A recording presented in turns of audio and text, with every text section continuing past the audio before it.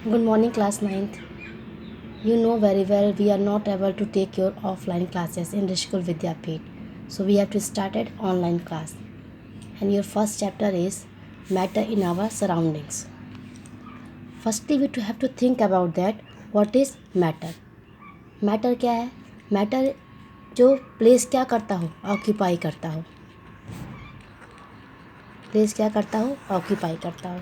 मतलब वो सारी चीज़ें जो आपके इन्वायरमेंट में स्थान घेरती हैं, प्लेस को ऑक्यूपाई करते हैं, उन्हें क्या बोलते हैं? मैटर बोलते हैं. तो आप सोच सकते हो कि मैटर क्या हो सकता है. जैसे मैंने बोला कि चेयर, तो चेयर क्या है? एक स्थान घेरती है, तो चेयर क्या हो जाएगी? मैटर हो जाएगी. मैंने बोला थॉट. अब थॉट जो है एक ऐसा वर्ड है जो स्थान को प्लेस नहीं करता, जो किसी प्लेस को ऑक्यूपाई नहीं करता. तो थॉट क्या हो जाएगा? ये आपकी थिंकिंग है, आपका इमोशंस है, तो इसको आप मैटर में इंक्लूड नहीं करेंगे. मतलब सिंपली जो आप अपने एनवायरनमेंट में, जो अपने सराउंडिंग्स में, अपने चारों तरफ जो भी चीज़ें आप देखते हैं उन्हें क्या बोलते हैं? मैटर बोलते हैं. एक वर्ड आया है सराउंडिंग्स. तो सराउंडिंग का सिंपली अर्थ क्या है? आपके हर तरफ, around.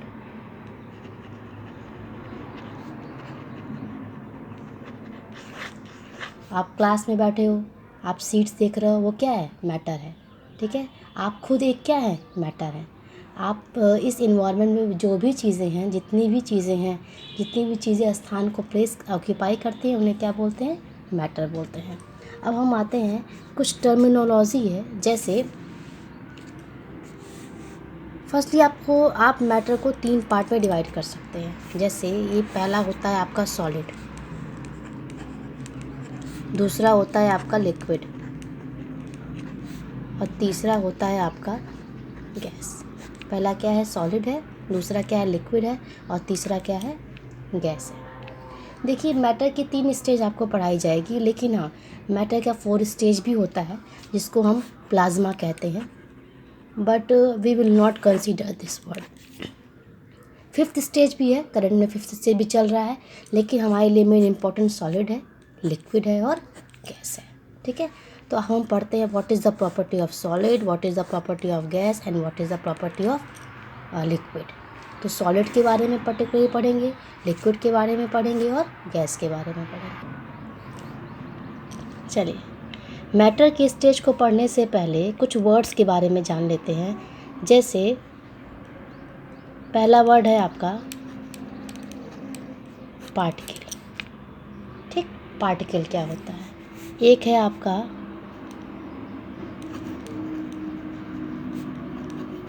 Force of attraction. Force of attraction क्या होता है? और दूसरा है आपका इंटरमॉलिक्यूलर डिस्टेंस. ठीक. मतलब सॉलिड, लिक्विड या गैस की प्रॉपर्टीज़ को पढ़ने के लिए आपको पहले टर्मिनोलॉजी समझना बहुत इम्पोर्टेंट है. पार्टिकल क्या होता है, फोर्स ऑफ अट्रैक्शन क्या होता है, और इंटरमॉलिक्यूलर डिस्टेंस क्या होता है. हम सपोज करते हैं, जैसे ये सॉलिड है, कोई भी कंटेनर मान ले रहा है. ठीक है. कोई भी सर, जैसे आपके क्लास में डस्टर ही आपने मान लिया, वो क्या है? एक सॉलिड का पार्ट है. अब आपने देखा होगा सॉलिड है तो हम इसको ऐसे उसके एक एक मॉलिक्यूल्स को, एक एक पार्टिकल्स को इस तरह से बना दे रहे हैं.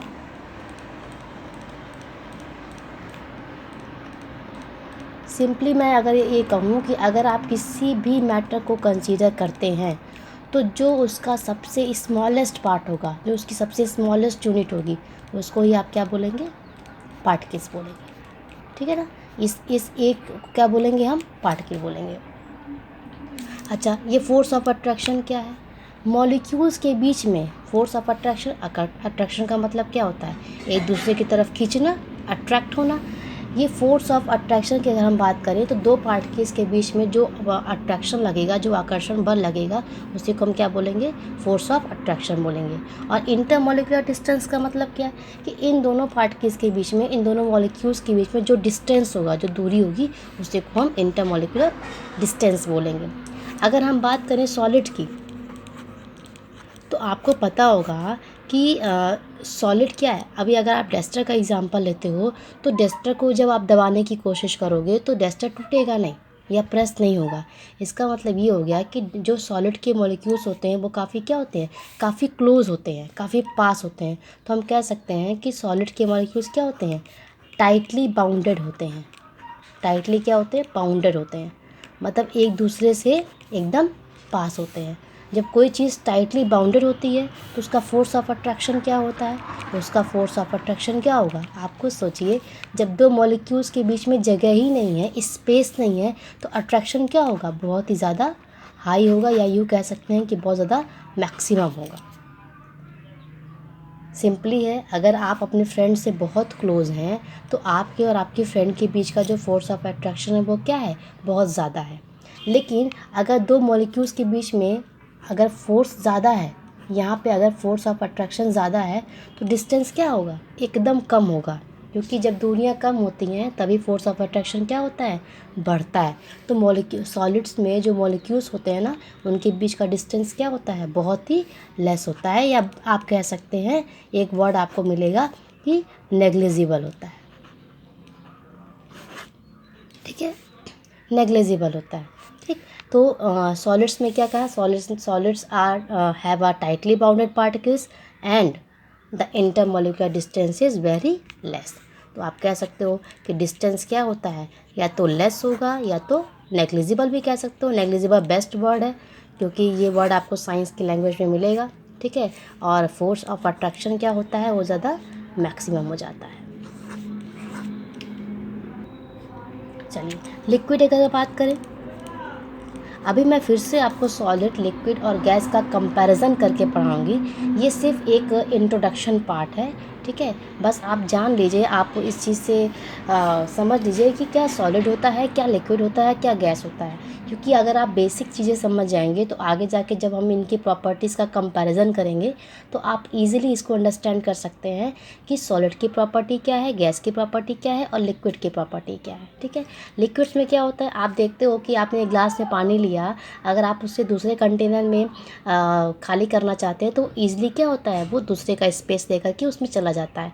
इसका मतलब लिक्विड फ्लो कर सकता है। तो फ्लो कर सकता है, अगर लिक्विड फ्लो कर सकता है तो जाहिर सी बात है कि लिक्विड के मॉलिक्यूल्स क्या होंगे, टाइटली बाउंड नहीं होंगे। भाई डस्टर अपनी तरफ से अपना डस्टर रखा हुआ है तो वो मूव तो कर नहीं सकता, वो फ्लो तो कर नहीं सकता, लेकिन लिक्विड तो फ्लो कर सकता ना। आप वाटर हो, कोल्ड ड्रिंक हो, जूस हो, कोई भी ऐसी चीज़ ले लीजिए जिसमें क्या होता हो, फ्लो होता हो। तो बेस्ट एग्जांपल आपका वाटर है। तो वाटर में फ्लो होता है, इसका मतलब इसके मॉलिक्यूल्स हैं तो, लेकिन टाइटली बाउंड नहीं है, मतलब थोड़ी सी इनको लूजनेस दी गई है। इस तरह से है, इस तरह से वो एडजस्ट है। तो अब आप कह सकते हो कि सॉलिड के कंपैरिजन में जो लिक्विड के बीच के मॉलिक्यूल्स के बीच का डिस्टेंस होता है वो थोड़ा सा क्या होता है, ज़्यादा होता है। थोड़ा सा ज़्यादा होता है मतलब कि ये सॉलिड से थोड़ा सा ज़्यादा होगा। ये एस फॉर सॉलिड है, एल फॉर क्या है, लिक्विड है। ठीक, सॉलिड से थोड़ा सा ज़्यादा। हम ये नहीं कहेंगे कि सॉलिड में नेग्लिजिबल होता है तो लिक्विड में बहुत ज़्यादा होता है, बहुत ज़्यादा नहीं होता, लेकिन हाँ थोड़ा सा होता है। ठीक, अच्छा, फोर्स ऑफ अट्रैक्शन की बात करते हैं तो इन कंपैरिजन टू सॉलिड, अगर हम लिक्विड की बात करें तो फोर्स ऑफ अट्रैक्शन क्या हो जाएगा, उसमें थोड़ा सा लेस हो जाएगा, क्योंकि डिस्टेंस क्या हो रहा है, बढ़ रहा है। जब दो लोगों के बीच का डिस्टेंस बढ़ता है तो फोर्स ऑफ अट्रैक्शन क्या होता है, डिक्रीज होने लगता है। ठीक है ना, जो आपके फ्रेंड्स आपके साथ हमेशा रहते हैं उनके साथ आपका एक अलग ही मैटर होता है, एक अलग ही फोर्स ऑफ अट्रैक्शन ऑलवेज जुड़ा रहता है। लेकिन जो आपसे दूर होते हैं उनसे उनसे आपका उतना कांटेक्ट नहीं हो पाता है। आप अपने जनरल लाइफ में भी इसको यूज़ कर सकते हैं। तीसरा आपका गैस है। तो आप जानते हो कि आपके इन्वायरमेंट में 1600 किलोमीटर तक आपका इन्वायरमेंट है, और आपके इन्वायरमेंट में O2 गैस है, नाइट्रोजन गैस है, कार्बन डाइऑक्साइड है, बहुत सारी ऐसे गैसें आपके इन्वायरमेंट में पाई जाती हैं जो फ्रीली मूव कर रही हैं। अब फ्रीली मूव कर रही हैं इसका मतलब क्या है, लिक्विड भी आपका मूव कर रहा है, आपका गैस भी मूव कर रहा है, लेकिन गैस के जो मॉलिक्यूल्स है ना, जो गैस के मॉलिक्यूल्स है ना, वो काफ़ी दूर दूर है, काफ़ी दूर दूर है। जैसे कोई खाली कंटेनर रखा हो एम्प्टी, अगर ग्लास ही खाली रखा हो बिना वाटर का, तो इसका मतलब उसमें क्या भरा है, उसमें एयर भरा हुआ है, ठीक है ना। कोई भी चीज़ अगर खाली है ना तो वो खाली नहीं है, उसने एयर को ऑक्यूपाई किया हुआ है। हाँ, हालांकि आप एयर के मॉलिक्यूल्स को आप सीन नहीं कर सकते, आप देख नहीं सकते, लेकिन फिर भी आप उसको महसूस कर सकते हैं। अगर आपको महसूस करना है तो आप कभी आपने देखा होगा जब आप साइकिलिंग करते हैं तो साइकिलिंग करते वक्त जिस मान लीजिए आप इस साइकिल पे अगर बैठ करके साइकिल चला रहे हो इस डायरेक्शन में और हवा का मौसम हवा जो है इस डायरेक्शन में चल रही हो तो आपको फोर्स अधिक अप्लाई करना पड़ता है। इसका मतलब क्या है, इसका मतलब ये है कि गैसों के अंदर भी तो क्या कहते हैं एक तरह का फोर्स अप्लाई होता होगा ना। इसका मतलब उसके भी पास भी मैटर है, उसके पास भी मॉलिक्यूल्स है और वो भी उसी तरह बिहेव करता है जैसे कि आपके सॉलिड करते हैं और आपके लिक्विड करते हैं। तो गैसों के बीच में जो इंटरमॉलिक्यूलर डिस्टेंस होता है वो क्या होता है, मैक्सिमम होता है। डिस्टेंस क्या होता है, मैक्सिमम होता है। और इनके बीच का फोर्स ऑफ अट्रैक्शन क्या होता है, फोर्स ऑफ अट्रैक्शन बहुत ही ज़्यादा लेस होता है या आप कह सकते हो मिनिमम। ठीक, ये आपने पढ़ लिया बेसिक क्या होता है सॉलिड, क्या होता है लिक्विड और क्या होता है gas on the behalf of this structures. ठीक है, देन अब हम कुछ प्रॉपर्टीज़ के बारे में पढ़ते हैं। पहली प्रॉपर्टी है आपकी वॉल्यूम। ठीक, हम कंपैरिजन करेंगे सॉलिड का, लिक्विड का और गैस का। अगर हम वॉल्यूम की बात करें तो आपको पता है कि अगर एक एग्ज़ाम्पल आप खुद ले लो, आपने डस्टर का ही एग्ज़ाम्पल लिया। मान लो ये डस्टर है और आप जो है इसको टेबल के ऊपर रखते हो, आपने डस्टर को टेबल के ऊपर रखा या आप डस्टर उठा के बेंच पे रख दो या डस्टर को फेंक दो। बार बार प्लेस को चेंज करने से वो अपना साइज़ या अपना वॉल्यूम कन्वर्ट नहीं करेगा। ठीक है ना, वो अपना वॉल्यूम कन्वर्ट नहीं करेगा। इसका मतलब जो सॉलिड का वॉल्यूम क्या होता है, डिफिनिट होता है। डिफिनिट का मतलब निश्चित होता है, आप उसको बदल नहीं सकते। फॉर एग्ज़ाम्पल जैसे अगर ये मोबाइल है तो इस मोबाइल को हम यहाँ प्लेस कर रहे हैं, इस मोबाइल को हम पानी में भी डाल देंगे ना तो भी ये अपना क्या कहते हैं अपना वॉल्यूम चेंज नहीं करेगा। लिक्विड की बात करें तो लिक्विड की अगर आप बात करते हो तो मान लो आपने जो है एक गिलास में पानी ले लिया, ठीक है, एक गिलास में आपने वाटर ले लिया, इसको आपने इस तरह के कंटेनर में अगर खाली कर दिया तो अभी तो आपका ग्लास इस शेप में था, पानी इस शेप में था, अब ये पानी ये जगह ले लेगा। तो लेकिन क्या हुआ कि मान लो इस ग्लास में अगर 100 लीटर वाटर आता है तो ये ऐसा नहीं होगा कि आपने इस वाटर को इसमें डाल दिया अगर तो ये क्या हो जाएगा, ये भी 100 लीटर ही रहेगा, इसके वॉल्यूम में कोई कन्वर्जन नहीं होगा। तो लिक्विड का भी वॉल्यूम क्या होता है, डिफिनिट होता है। लिक्विड का ही वॉल्यूम क्या होता है, डिफिनिट होता है। हम गैस की बात करें तो गैस आपके इन्वायरमेंट में है, उसका कोई वो जहाँ चाहे वहाँ मूव कर सकती है, जैसे चाहे वैसे चल सकती है, तो उसका कोई भी वॉल्यूम क्या होता है, फिक्स नहीं होता। तो आप कह सकते हो कि नो डिफिनिट वॉल्यूम। ऐसे ही हम बात करते हैं शेप की, तो शेप की बात करेंगे तो वही चीज़ है भाई, वॉल्यूम फिक्स्ड है तो वॉल्यूम अगर डिफिनिट है तो शेप भी क्या होगा, डिफिनिट ही होगा। वही सेम एग्जांपल कि मोबाइल का अगर शेप इस तरह का है, रेक्टेंगल शेप है, तो आप हम इसे कन्वर्ट नहीं कर सकते, ठीक है ना, तो ये आपके अपने ही शेप में रहेगा। हाँ, हालांकि आप ये मत सोचिएगा कि मैम इसको हीट कर देंगे तो ये क्या कहते हैं इसका साइज़ चेंज हो जाएगा, ऐसी कोई बात नहीं है। हम यहाँ बात टेम्परेचर की नहीं कर रहे हैं। जब हम टेम्परेचर को कंसीडर करेंगे तब हम आपको आगे बताएंगे कि टेम्परेचर बढ़ाने पे या घटाने पे सॉलिड, लिक्विड और गैस में क्या चेंजिंग होती है। ये सारी प्रॉपर्टीज़ हम जो पढ़ रहे हैं एट द रूम टेम्परेचर पढ़ रहे हैं।